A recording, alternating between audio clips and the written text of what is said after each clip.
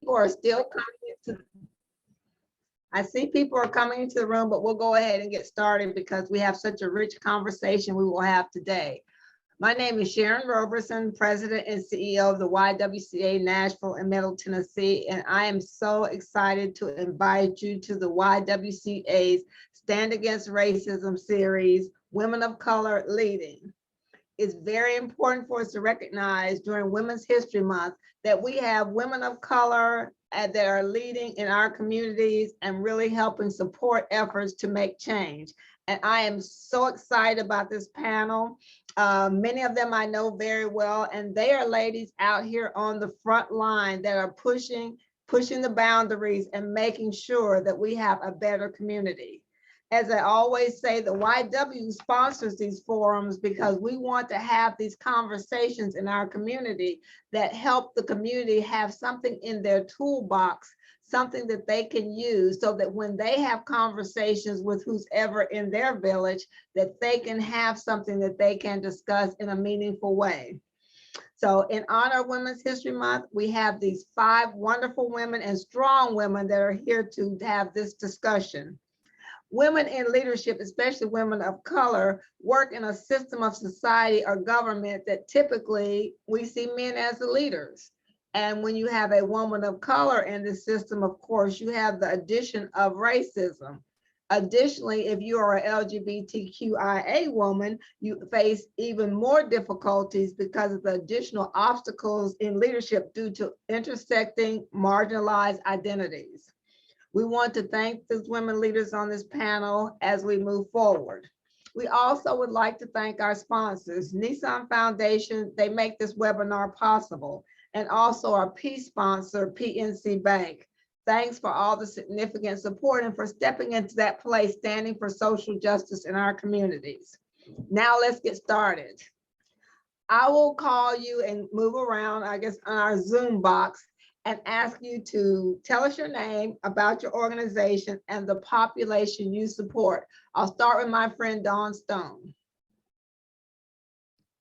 Hello, everyone. My name is Dawn Stone. I'm the Director of Community Impact and Equity Initiatives at the Center for Nonprofit Management, where we amplify the voices of those who have nonprofits and those from marginalized communities. And so the people I support basically are exactly what I said, although 80% of our membership base has been historically white-led, we have intentionally increased our membership with leaders of color over the last year, and I'm happy to be here. Thank you. All right. Kathy, same question, your name, about your organization, the population you support. Yes, hi everybody, my name is Kathy Carrillo. I am the school's program manager for Bike Nashville. And the populations we serve are low-income marginalized students and families that live in the outskirts of Nashville. We've been really focusing on working with those students in schools that have not been able to receive as much support, both around infrastructure and resources here in Nashville due to how money is handled in our city. And so yes, that's the population I work with, and I very much enjoy working with all my students. All right, thank you. Maxine, tell us a little bit about yourself, your organization, and the people that you support. Hi everyone, so I'm Maxine, I use she, they pronouns. I am from Workers Dignity, and a lot of what Workers Dignity does is around working class workers, and we do a lot around like construction workers as well around tenants. For me specifically, I'm the Black worker organizer here at Workers Dignity. And what that entails is basically that I connect with different Black workers from a variety of industries and trying to build kind of unity amongst different Black workers and trying to build that kind of space and that kind of momentum so that we always continually uplift each other. All right, okay. Cheryl, tell me a little bit about yourself, the organization you're representing, and who you support. Sure. Yeah, good afternoon, everyone. My name is Cheryl Gwynn, and I'm president of the Nashville Branch of the NAACP. And our whole purpose is to advocate for equality. What that means is that we have several different committees. We have over 20 committees that are specialized, their focus in entities of life, such as housing, education, criminal justice, legal redress, environment, health, and all of those young adult development, all of those economic development, excuse me, all of those entities, we have separate committees that dedicate themselves and have expertise in those areas of life in advocating for equality. So if you feel that you have been, that something unjust has happened to you, or if you have not been treated fairly, then our job is to try to make that, to balance those scales and to make it so that you are treated fairly and that you do receive what you deserve. Right now, the NAACP is one of the longest advocacy organizations in the nation, one of the largest and longest running civil rights organizations in the nation.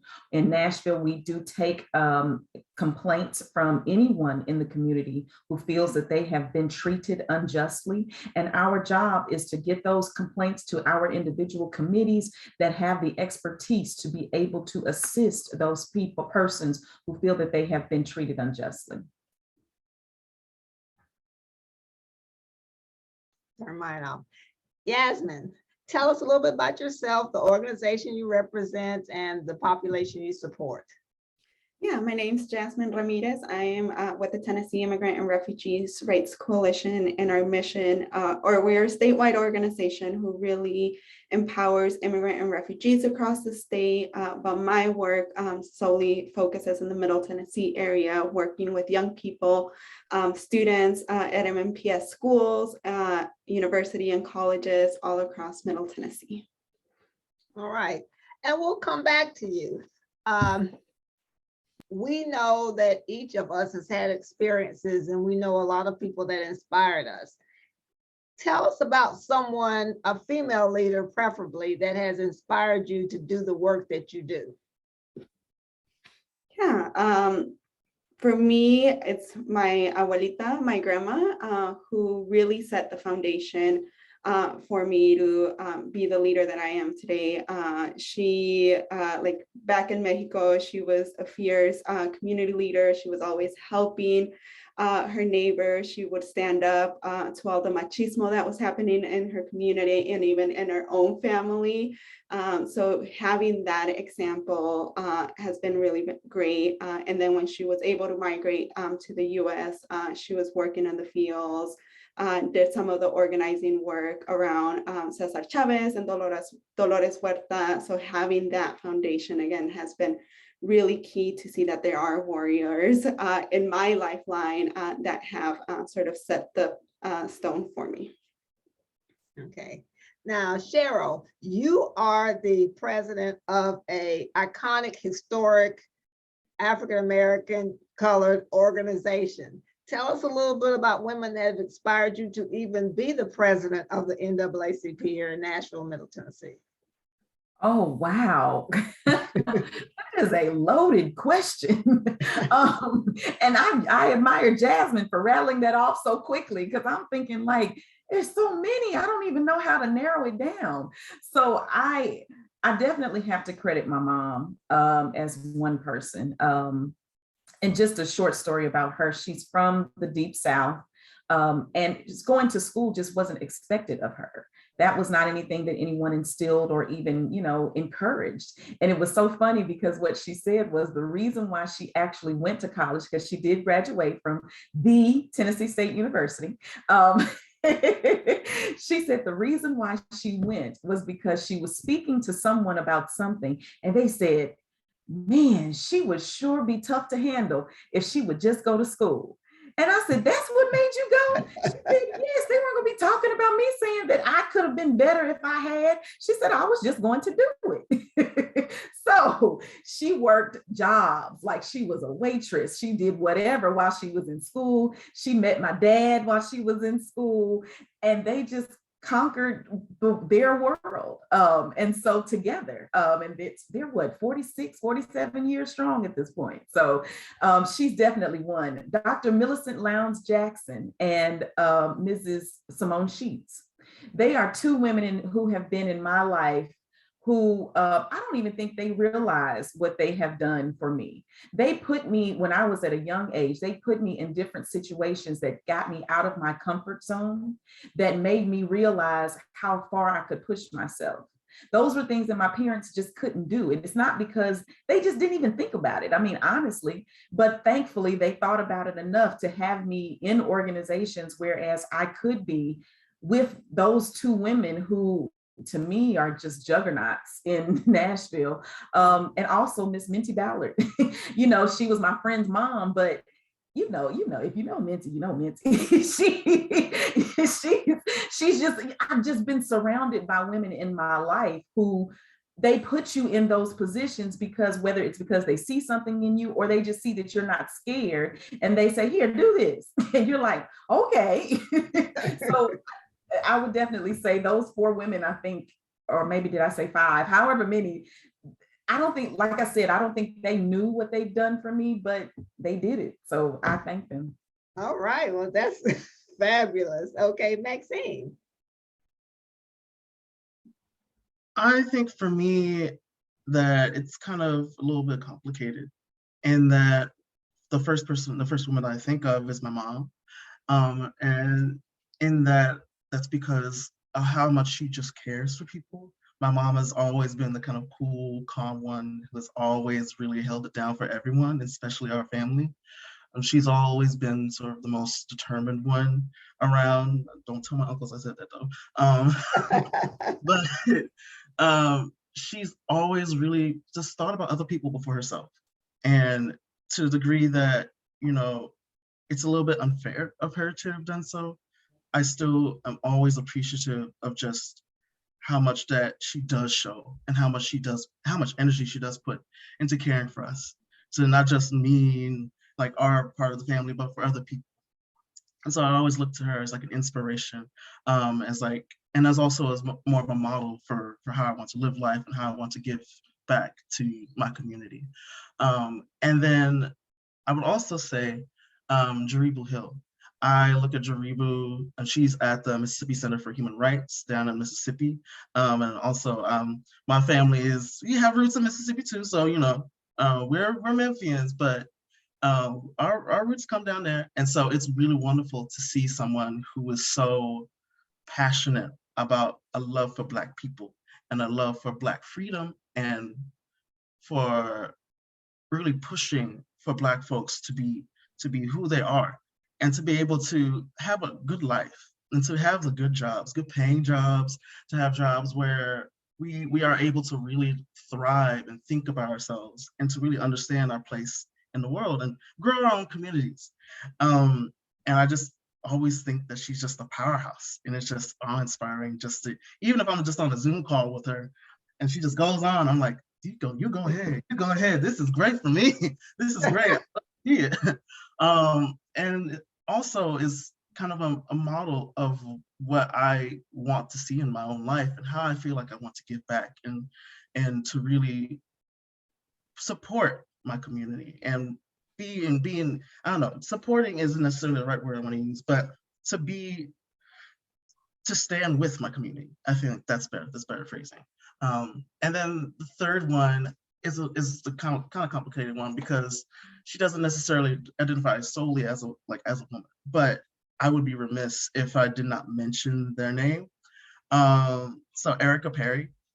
So I look to Erica Perry as this really wonderful model of what it is in town, as one of them in town, to really, again, like have that love and passion for Black people and for Black liberation, and to stick to the power of the work, and as well as understand like the connection that we all have to the work and being able to be flexible with that, to be able to be understanding and to also be principled and to really, really understand the importance of what the work is. So those are the people that I would say. All right, fabulous. And Kathy, now you.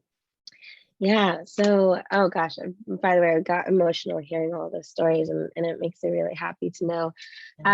So I think about this in the sense of like my roots and who I am and what's my past, my present, and my future. And in the sense of the past, María Elena Moyano was an Afro-Peruvian activist and organizer in Peru, where my family is from, who just radically changed the landscape of what it meant to be a woman and what it meant to be an organizer and a leader in marginalized communities that were pushed out from the main city, which is very reflective of what we're seeing right now in this moment, right? Of like folks who can't afford to live being pushed out to the outskirts, and what it took as a woman to say, I'm going to take care of my community and start programs to take care of my children and my people in these small towns that we're having to rebuild and survive in.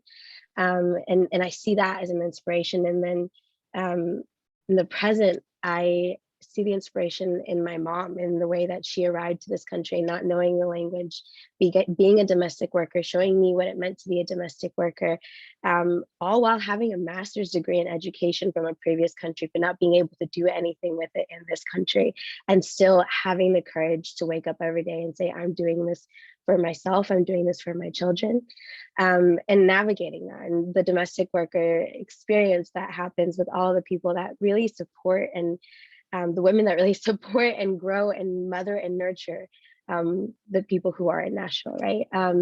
And lastly, I think about my future, and there's so many amazing women that I have met that I aspire to be like, and I would be remiss if I didn't mention them. One of them being Brenda Pettis, which I consider someone who to me is like an organizing mother, now sister, now colleague, in the sense of the tenaciousness that she has, and showing me what it means to never give up and to always find a way. There's always a way to get something done. There's always a way to make sure people's voices are heard.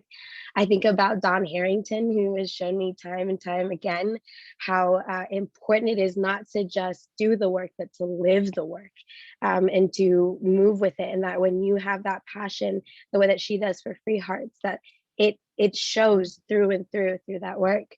And I think about Theda Murphy, who is just the epitome of just power and courage and patience, and being able to move through a room and feel both her power, but her stillness, and just the incredibleness of those people. And so, yeah, those are some of the people that to me have inspired me, continue to inspire me, and that I aspire to be able to gain wonderful things from in the future.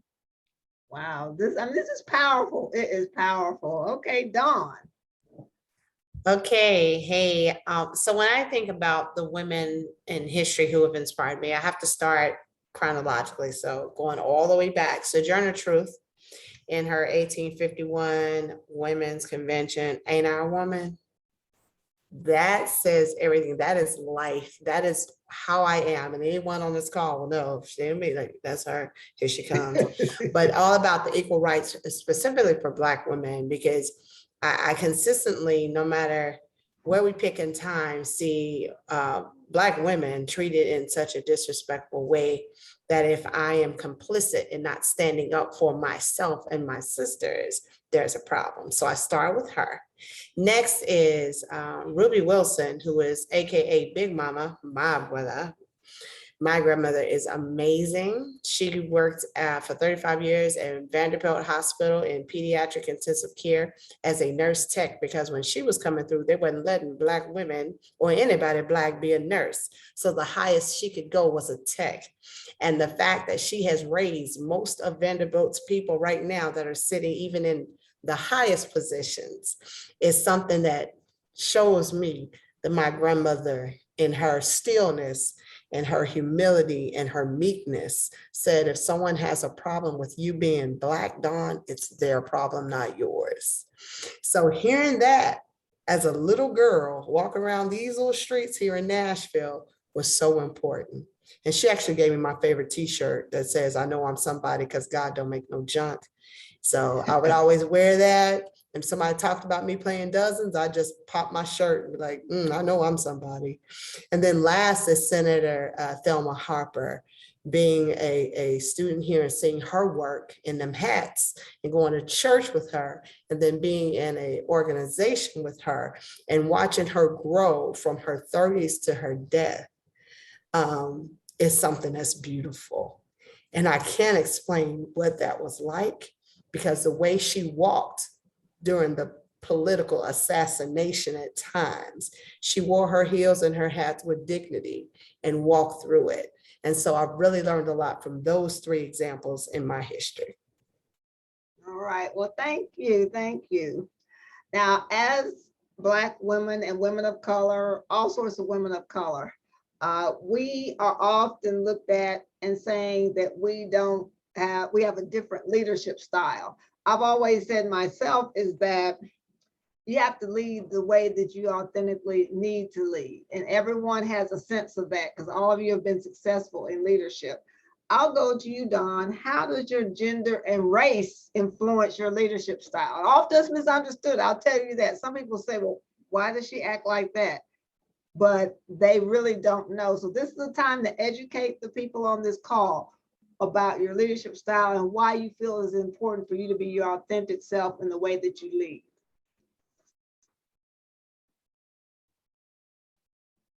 Dawn, you're muted. Okay. Yes. Okay. So when going through this particular scenario, first of all, I am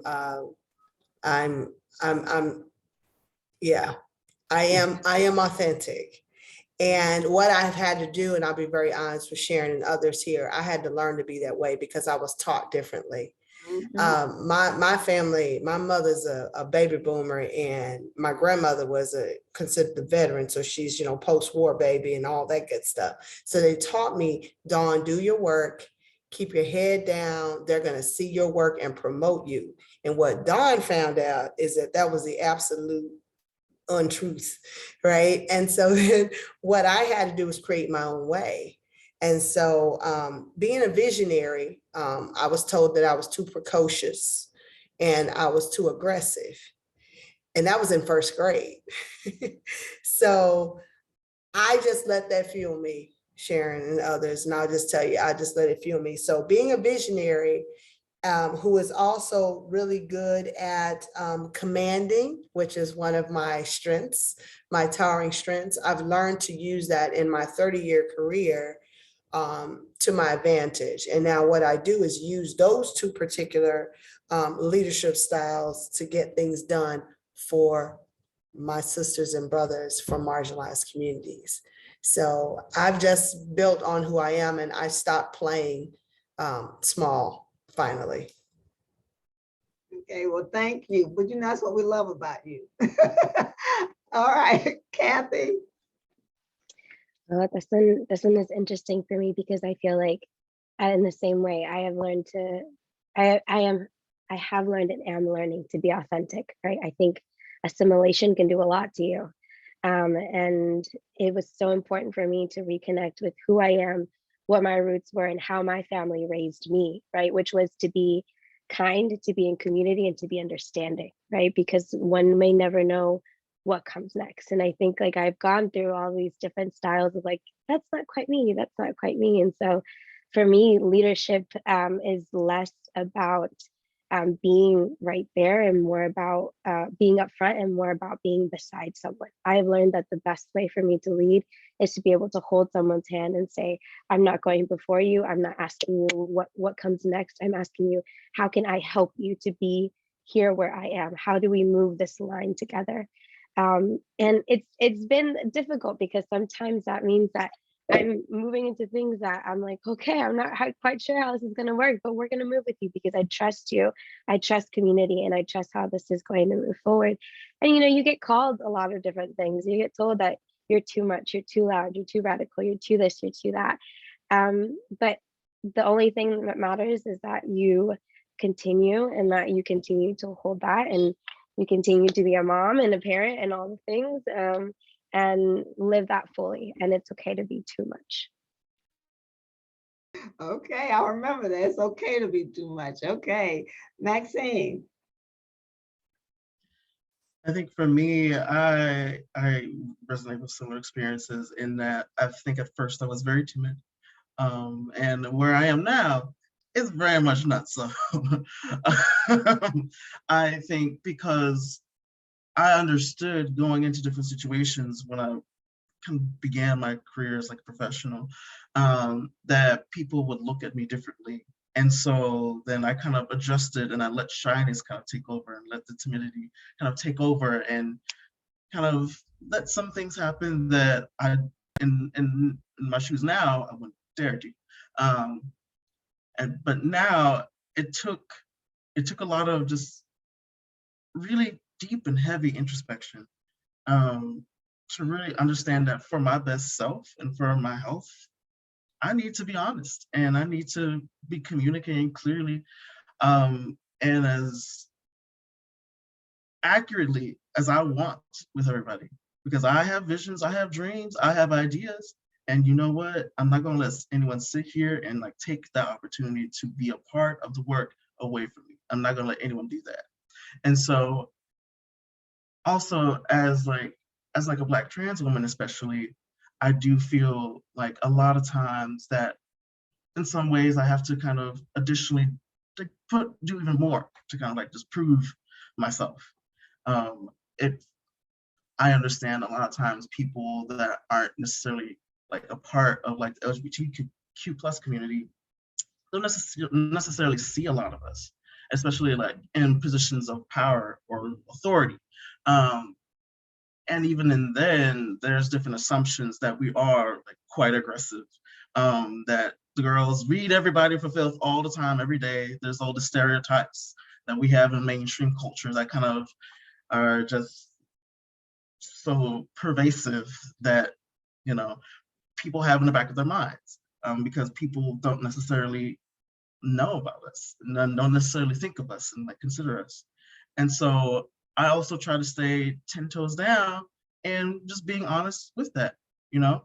I don't necessarily always then being honest with myself and trying not to necessarily think about, you know, how people are viewing me. I understand how I view myself, and that is what matters. So you can think of all of what you want, but at the end of the day, this is Maxine's world, and you are just a guest in it, okay? So. All right, okay. Cheryl. Hey, wait a minute, you gotta remind me of the question. I got so enthralled in the answers, I'm sorry. Oh, you're muted, Sharon. You're muted, Sharon. How does your gender and race influence your leadership style? Okay. I don't know that it can't. Unless I am being, is the word inauthentic?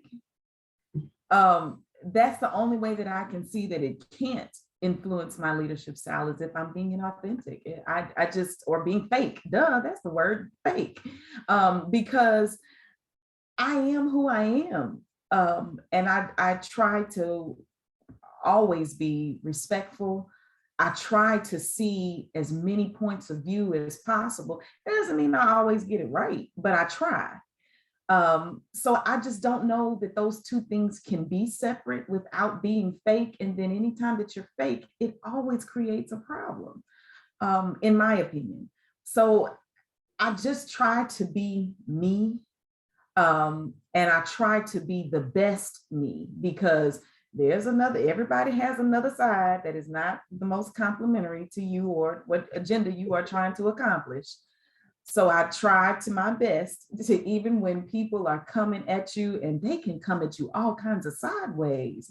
I mean, they will take you, they will really make you want to cut off all correspondence and just be like, I don't even want to, but you still have to go back to you. And so I think that being ingrained of being, and I'm not always sure about what direction to go in. I'm not always confident either, but I still try.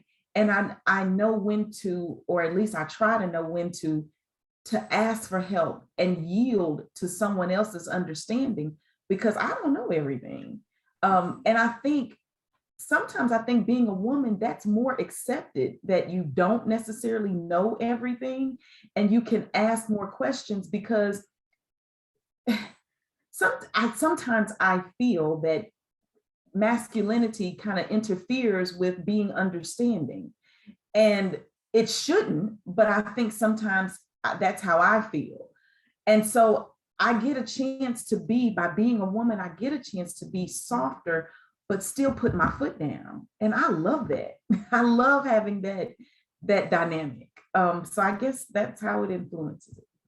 Okay. Yasmin, same question. How does your gender and race influence your leadership style?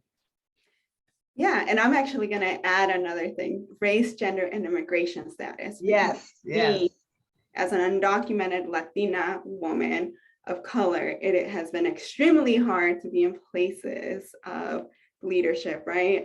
When there's a stigma around undocumented people not having any power, not having any voice. So having to go across that, but also I think with being authentic, being honest, but being vulnerable, that has been my key to my leadership style, right?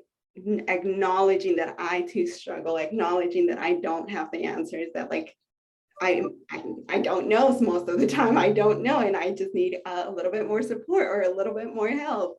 But really being vulnerable has been the way that I do it, because it has allowed people to reflect, oh, well, if she's doing it, if she can do it, but she's also being really vulnerable and honest, then man, I can struggle too. Like, it's okay to struggle. And oftentimes as a woman, we're told, no, you have to have it all together. You have to be perfect. You have to be all these things. But no, like, it's okay not to be perfect. It's okay to struggle. It's okay to be vulnerable. And I think that for me specifically, that is what I teach my students. Like, you have to be vulnerable and they have to see a reflection of you in them.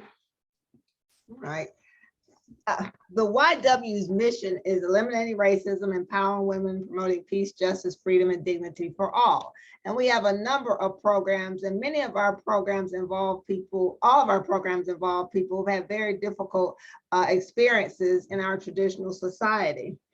As a function of that, we always talk about how difficult and how individuals, especially in the domestic violence world, can become triggered. And I've always thought about how there's a triggering effect for those other marginalized groups that people are members of, but people really don't appreciate the level of continuous trauma that you face as a woman of color, as a trans woman, as a undocumented individual. All of those things are triggering also.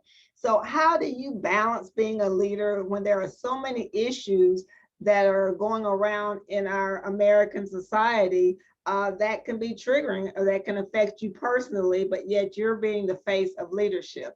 And I'll go back to you, Jasmine.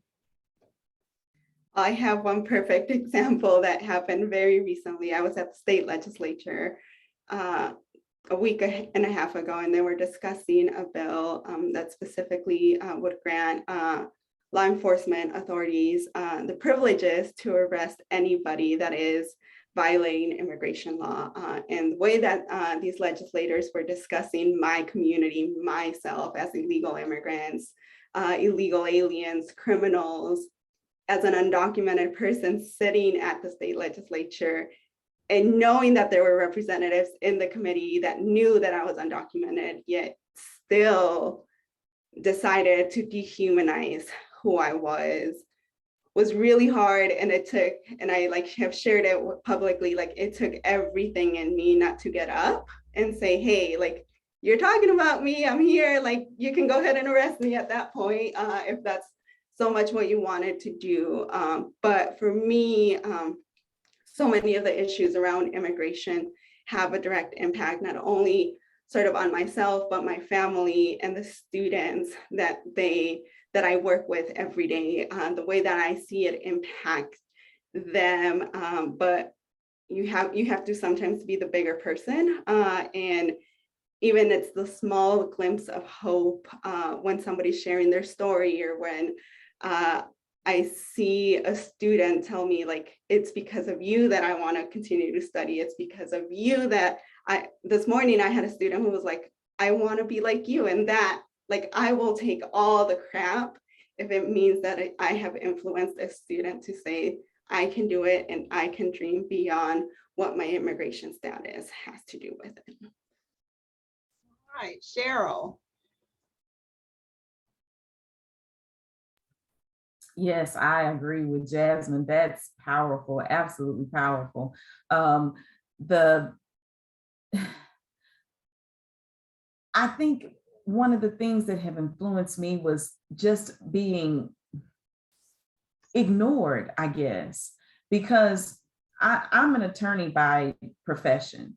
And so there have been counties that I have gone in and just been completely discounted as the attorney and have to then show them, no, you cannot discount me, and or I may be representing a client and I have even been in front of the judge and the court officer has called me the defendant or someone has said that I'm the social worker or I'm the probation officer. I'm never assumed to be the attorney. It's always and not that those are absolutely wonderful professions, definitely not discounting that at all, but that's not who I was in that role. And I'm talking about in full suit and briefcase and file and everything and ready. It's just, I think, and to me, that goes back to just being ignored. And that's a trigger from, because I actually went to high school at Brentwood High. And so there was a 3%, when I was in high school, there was a 3% minority at that school. So we had, my graduating class was over 300 people, and we had maybe 7 people that were, 5 of them were Black, and then the other 2, one was of Asian descent and another one was of Middle Eastern descent. That was it.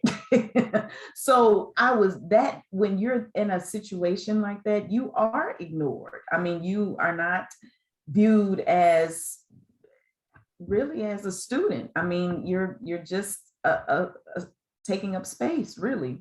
And so that does kind of trigger when I'm in court or wherever, and I feel like I'm being ignored again. And you do have to calm yourself down, because of course, at that point, you are representative of everyone that looks like you. So you must, put those shoulders back and walk like Dawn said, Senator Thelma Harper used to walk with her back straight and her heels and her head held high, and basically make them regret ignoring you. I mean, that's really all that you can do at that point. Right.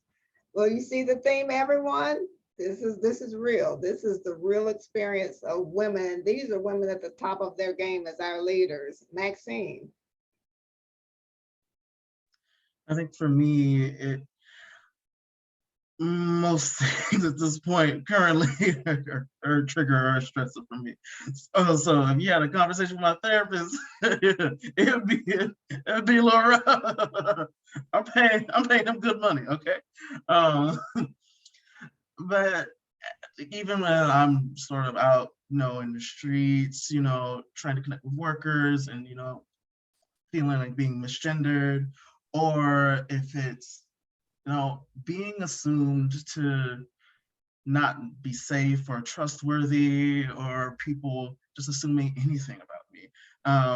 What I try to stick to, especially in those moments where like the work hat is on, is just being myself and just more so focusing on like, okay, what did I set out to do today? And how can I still navigate the situation to accomplish what I set out to do today? No matter what is going on for me right now, it's still in my capacity to do this, and I set out to do this, and I want to do it. So I don't care what's going on over here. Like, I'll unpack that later. But I'm gonna do what I set out to do. Like I came here with a goal, and I'm not leaving until like I get the goal that I wanted. And that's more so with me trying to be a bit more, I guess to say, a bit more bold in the face of things that are such a huge stressor for me. I mean, all the legislation around trans people now is very stressful for me. But whenever I wake up, I kind of look at my phone and I do my little morning routine, and I kind of think to myself, well, what is my capacity today for the goals that I want? Because there's things I know I want to get done, and this is also a lot. So there's a lot of things that are just kind of on fire. And so I have to honor that, and then also honor that I still have my capacity to kind of do what I want to do. And so I don't want to let other people and like other people's just kind of their own issues with things You know, their inability to be able to see everything else, to be able to see the humanity and all the other things, and all the people, to try to not let that affect me. And it's not as if it doesn't, but when it comes to work and trying to be a leader and trying to still stick to the principles I've set out, I still focus on my work and as well as focus on myself and just keep that as the goalpost for the end of the day. Even if I really got, you know, I have one goal today that I really want to get done, and we got it done. It was a rough day, but you know, it was one thing, could have taken longer, a lot longer, but we got it done. That's a great day. Like in those hard days, even a small win, a small W is a big W. Thank you. And Kathy, how do you balance? There are external issues, news media, as we've heard, things happen in the community. What empowers you? What keeps you going? How's your leadership?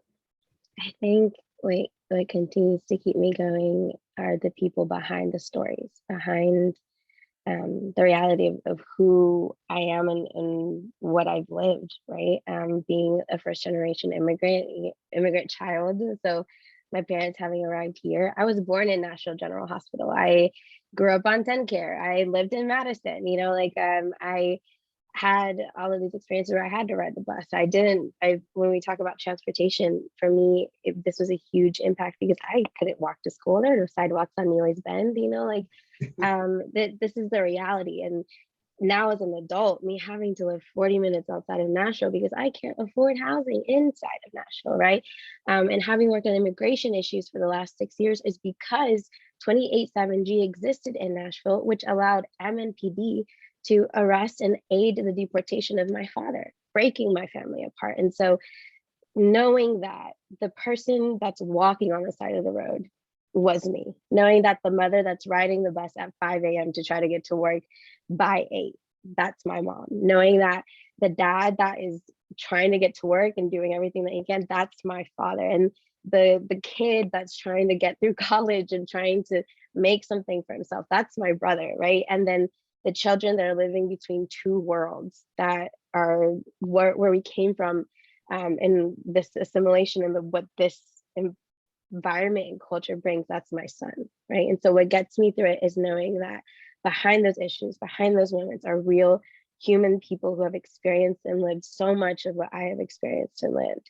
And my leadership lies in that, and knowing that community for me is because we share so much of our lives together, and there's so many intersections of that life together. And I keep going because, yeah, I see every single person that I see is a reflection of someone that I love. And that love drives me and keeps me moving. Wow. All right. All right, Dawn.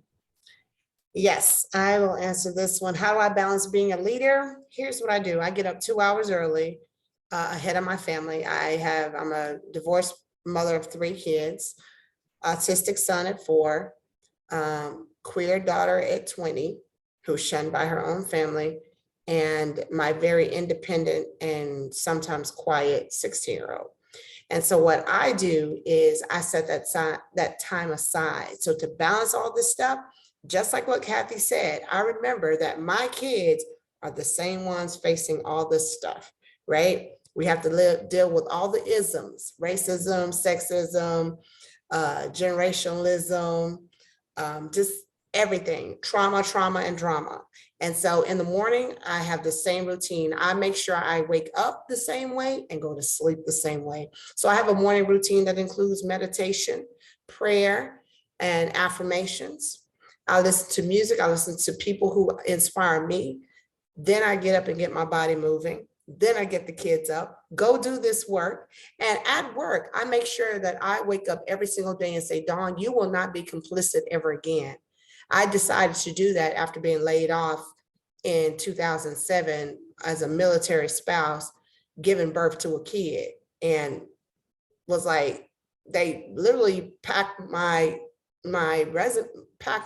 file and proceeded to fire me. I was one of 3 people of color in the entire organization in Southern California. 3, I was number 2, the only Black female at that level. And so in that moment, I said, Dawn, everything that your parents told you is not true. I can't continue to work and be great.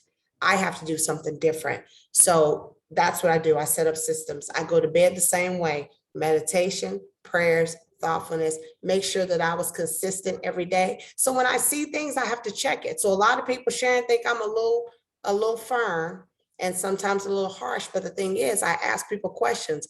Why do you feel that way? Why do you say that? And I challenge the biases that they give. Like they'll say, Dawn, you're too much. Am I too much for you? Or is this too much for you to handle? I mean, like, you know, let's separate the person from the act or the thing. You know, you're just too extra. That's why I keep my hair red. Since you always say, you know, be bright. I am bright and bold. And so I like Kathy said, and Yasmin and Cheryl and Maxine, we are walking this walk. And in order for us to do the type of work that we do, we take care of ourselves. I love Maxine. I'm taking all your stuff, baby. I'm going to do a lot of that stuff and just be like, you know what? Hey, I don't have the capacity today. So the way that I balance it, I remember my kids, number one, every single day. The students I teach at the university, every single day. Every Black, marginalized person, Hispanic person, Latin, whatever, Caribbean, because everybody has their own thing and everybody wants to put people in a box. So just like what I said in the chat, I'm more than just African. I'm basically every continent. So let me own all my continents, please. Let me sit in my space, and I own my whiteness too, right? You have to be willing to have these conversations. And that's how I balance it, Sharon. I'm honest. And I just say what it is. We put it out there and we have community and communion. And we come back together again. So that's how I balance it. And when I close my eyes, well done. Did you do your job? Did you let anybody get away with the snide comment or racist remark? If the answer is no, I did my work. All right, all right. Now, each of you have touched on this. Each of you have said how the people that you support motivate you. But let's say you have someone in front of you, someone that you're working with, and they're really struggling and they want to give up. Give me your pep talk, Dawn. Give me what you tell them. I say, first of all, who are you? You are here, you are worthy, you are enough. Forget all the mind chatter that you hear. Everything that you feel negative, put 2 positive things in. You are here for a purpose. You are worthy. You are great. Look at me. If I'm able to make it to this point in life and not be dead, upset, or something else, you got it. That's what I do. I say, come on, let's go. That's the next thing I say. Come on, let's go. How can I help you? And that's what I do. Okay, Kathy, what do you do when that person's before you, they're struggling, they're wanting to give up? Give me your pep talk. My pep talk is more of listening. I listen, I deeply listen to what it is that they need, what it is that they're saying. If they're saying, I can't do this anymore, why can't you do this anymore? Is it time? Is it energy? Are you giving as much of, are you giving to yourself as much as you are giving out?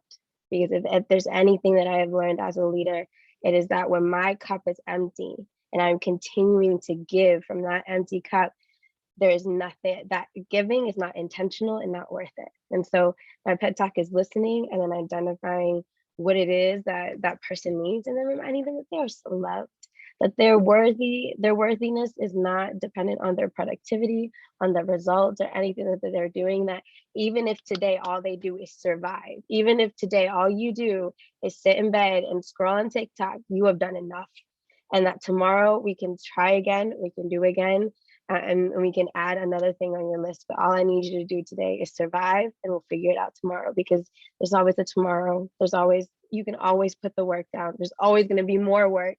And so that to me is enough. All right, Maxine, your advice, someone's really struggling, they come to you. And sometimes if you're like me, you see so much of yourself in the other person, it kills you because you've been there yourself. Tell us your pep talk. Well, I think I would start similarly to how Kathy talked about it, around listening. And I think where we kind of go with it is more so like thinking more so about that you're not alone. You know, you are part of a community. You know, whatever is going on, there are other people with you. You know, and all the work that we do together is long and hard, but we stand together in it. You know, we stand better when we stand together. And so you can't, like, you know, I feel like it's alone, and that's fair. I've felt the same way before, but, and not but, and at the same time, when you're not alone, you know, whatever is going on and whatever you're going through, no matter what the context, there are people around here that do care for you, that do love and support you, and want to stick with you, and are going to stick with you no matter what is going on. Now, the details of that are depending on the context, but I think I really would just want to ground it in that you're never alone. At times it might feel like it, but we are always here with you. Even if we're not here right here physically with you, we're here with you in spirit, because we are a part of the same community. We have dedicated ourselves to the same struggle, and we are always going to give you that care. All right, Cheryl, your pep talk.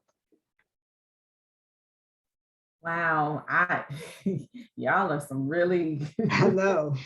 because I'm like, I hadn't thought of any of that. But I think one thing that I have done, and I agree with Kathy, is listening.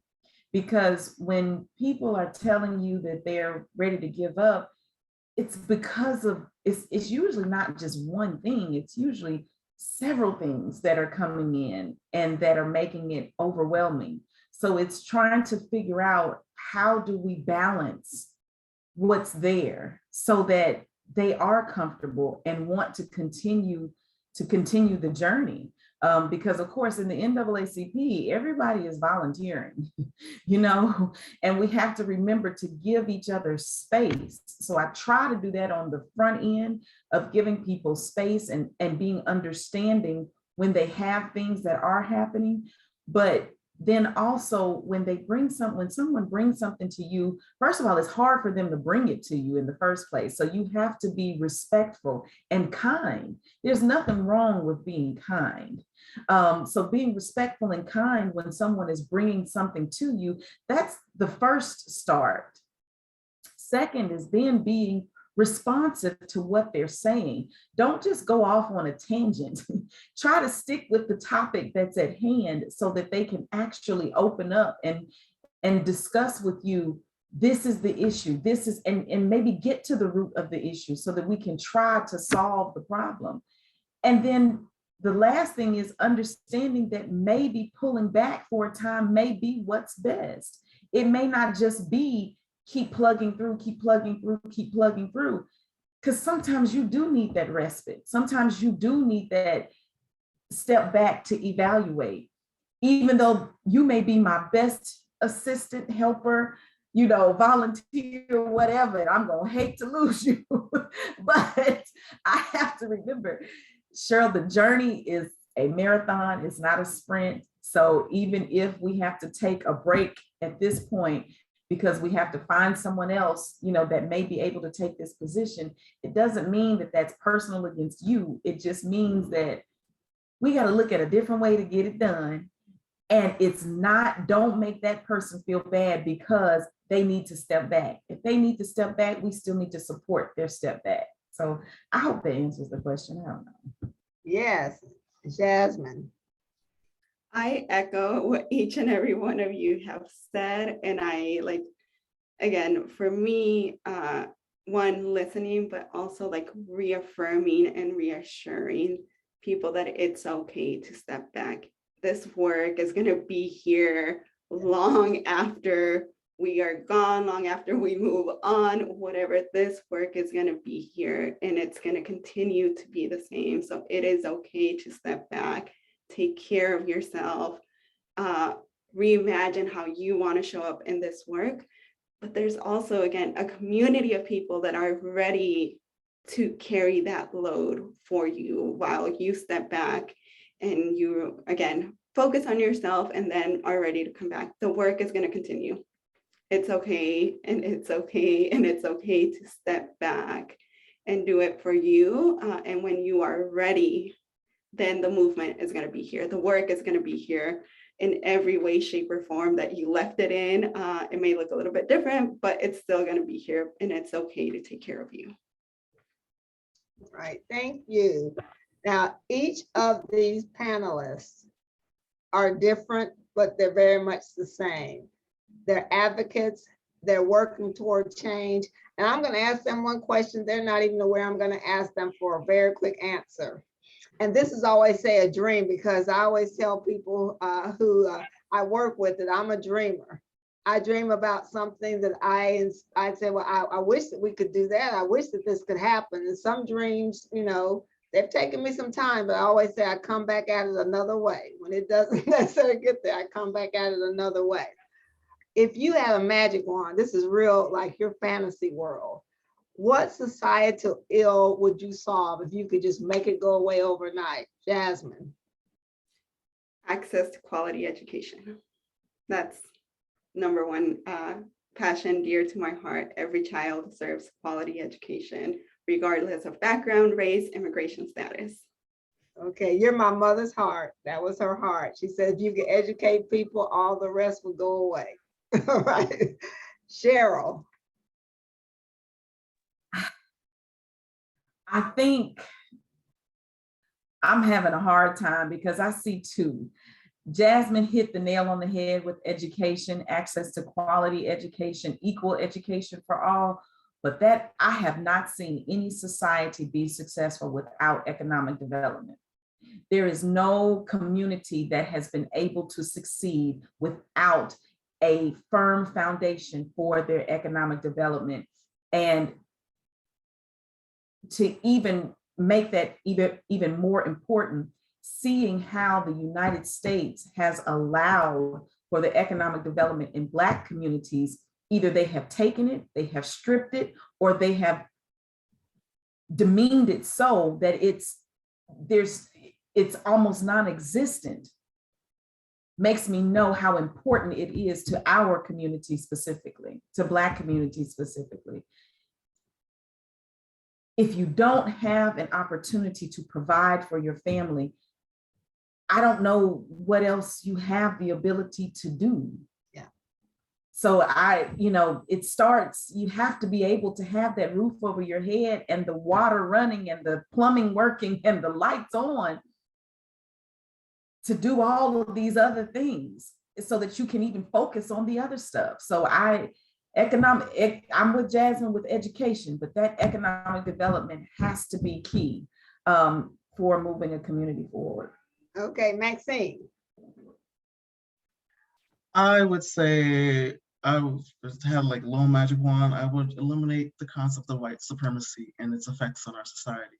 I think that all of the ills, in my understanding, like my theory of change is, or like my belief around change is around that if we took out white supremacy as a concept, as a foundational concept that has really affected our society on a global level, that's the way that I would be able to see, everybody being fed, everybody having access to good quality education, everybody having the good quality of life, not necessarily saying everybody has like their own chance to get to be rich, but that we all have access to a life that is beautiful, meaningful, and where we are truly living in a sustainable way that still supplies everyone's needs. And so that's what I would say. Okay, Kathy. I'm going to say capitalism and classism, poverty, and how that has affected our world in the sense of this need to put profit over people, and the reflection of how we're seeing that happen in our city, and how we've seen that constantly happen in several societies. I think that it's time, if I could wave my magic wand, money and resources would go straight to people and not corporations and companies, and that wealth could be evenly distributed to people who need it the most.